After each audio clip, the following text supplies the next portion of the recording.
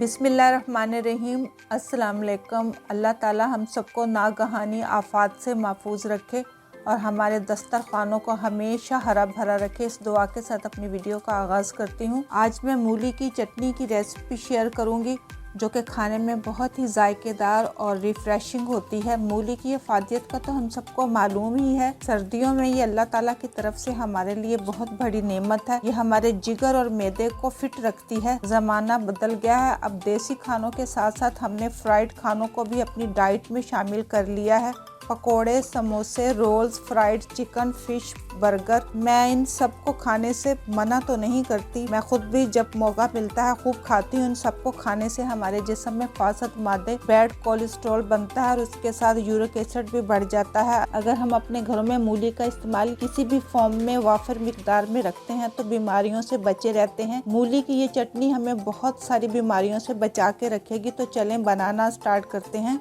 इसके लिए 2 अदद मैंने मूलियाँ ले ली थी। वज़न में ये आधा किलो है। 4 हरी मिर्चें, छोटा सा टुकड़ा अदरक और 4-5 लहसुन के जवे ले लिए हैं। 1 अदद प्याज और 1 टमाटर, पुदीना और धनिया की 1-1 गट्ठी ले ली थी। सबको मैंने अच्छे से धो लिया है। तो चलें बनाना स्टार्ट करते हैं। उसके लिए 2 अदद मैंने मूलियाँ ले ली थी। इसको मैंने पील करके अच्छे से धो लिया है। इसके बड़े पत्ते उतार के फेंक देंगे। दरमियान के ये छोटे पत्ते जो हैं इनको हमने नहीं फेंकना, क्योंकि ये बड़े ही करारे, कुरकुरे और टेस्टी होते हैं। इसको तोड़ के बारीक चॉप कर लेंगे और पुदीने और धनिया में शामिल कर देंगे। अब मूली के गोल स्लाइसेस काट लेंगे। 1 टमाटर काट लेंगे और साथ में 1 प्याज और 4 हरी मिर्चें, 1 इंच का अदरक का टुकड़ा, 4 से 5 लहसुन के जवे लेके काट लेंगे। सबको मिला के आप कुंडी डंडे में भी कूट सकते हैं। इसको इलेक्ट्रिक चॉपर में भी चॉप कर सकते हैं। मैं हाथ वाले चॉपर में चॉप कर रही हूँ।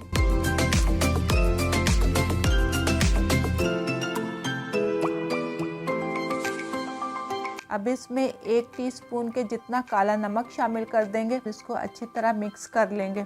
आखिर में जीरे और ऑलिव ऑयल का भगार तैयार कर लेंगे। तो इसके लिए किचन में मूव करते हैं। अब चूल्हा जला के एक सॉस पैन में 2 टेबलस्पून ऑलिव ऑयल डाल देंगे। आप ऑलिव ऑयल की जगह मस्टर्ड ऑयल या फिर जो ऑयल घर में यूज करते हैं वो भी ले सकते हैं। ऑयल गर्म हो जाए तो इसमें 1 टीस्पून के जितना साबुत जीरा शामिल कर देंगे और जीरे को अच्छे से कड़कड़ा लेंगे और इसे मूली की चटनी में शामिल कर देंगे। चटनी खाने के लिए बनके तैयार है। आप इस चटनी को फ्रिज में 4 से 5 दिन तक बड़े आराम से रख के खा सकते हैं। चावलों के साथ खा सकते हैं, रोटी के साथ खा सकते हैं। उम्मीद है ये चटनी आपको बहुत पसंद आएगी। अगर चटनी पसंद आए तो लाइक, शेयर और सब्सक्राइब ज़रूर करते रहें। दुआओं में याद रखें। नेक्स्ट वीडियो तक के लिए अल्लाह हाफिज़।